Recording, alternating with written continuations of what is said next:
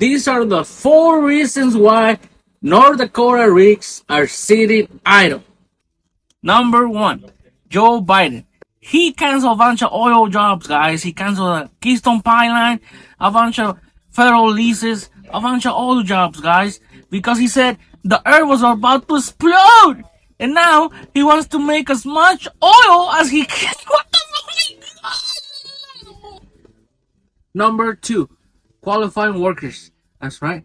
The main rig company here spent $12,000 across the country to find qualifying workers to run their $1 million rigs. Guess how many they found? One. Number 3, guys. Wall Street. That's right. Wall Street doesn't want to invest in the oil industry right now, guys, because they're afraid Joe Biden might flip on them again. Number 4, the weather.